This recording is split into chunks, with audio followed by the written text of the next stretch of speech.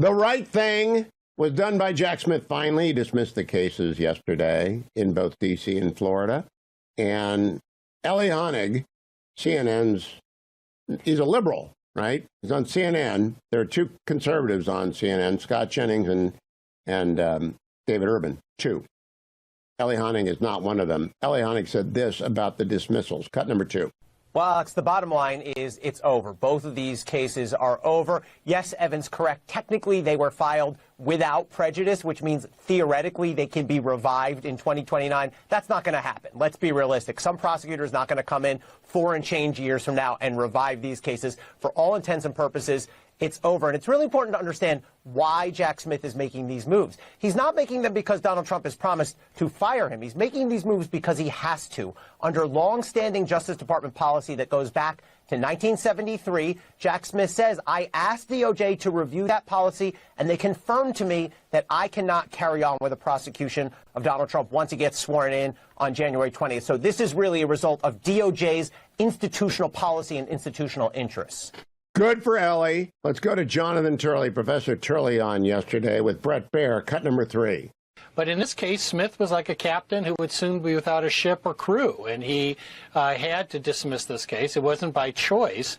In many respects, Smith, up until the very end, was fulfilling the stereotype of his critics. He pushed to release information before the election that he did not have to put on the public record. Even the court said it was procedurally irregular, but she still went with it and released the information. It was viewed as nothing short of election interference. He was trying to influence the election. What Smith knew is that this election would have the effect of the largest jury verdict in history, that if the president was elected, he was out of a job. And that turned out to be true. That is, and keep going with Jonathan Turley. Cut number 4. Well, this is what we expected. I wrote over a year ago that there was a good chance Jack Smith would never see the inside of a courtroom for a trial in this case. It made this election the largest effective jury verdict in history by re-electing Donald Trump.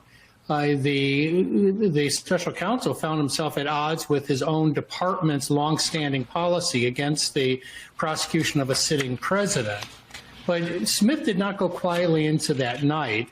I expect that he did get a lot of different opinions, hoping for the right one. But the OLC, this office that handles such questions, has long taken this position. So it would be doubtful that they would change it here.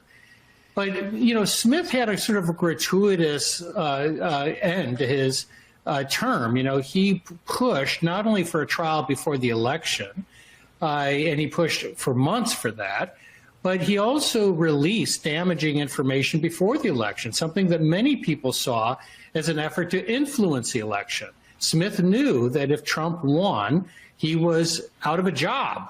And this release of the information was entirely unnecessary. The judge admitted that it was procedurally irregular, but she went along with it. And I think that that did tarnish his position, and certainly in history, because he didn't have to do that. He had become so absolutely fixated on trying Trump before the election that he lost credibility, I think, with the courts. He went up to the Supreme Court. They didn't accept that that was the overriding consideration in looking at these legal issues. I think it's also very important to remember that Smith's case was riddled with constitutional problems. You know, when the Supreme Court reached its immunity decision, it was clear that he would have to pare down his indictment. He really didn't do it to the degree he needed to do.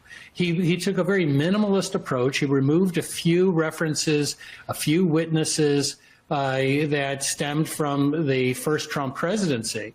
But he largely just repackaged it. And some of us said that we thought that it was not enough, that if he ever did go to trial, he could be reversed just on that basis. Okay, now that's the news. It's done.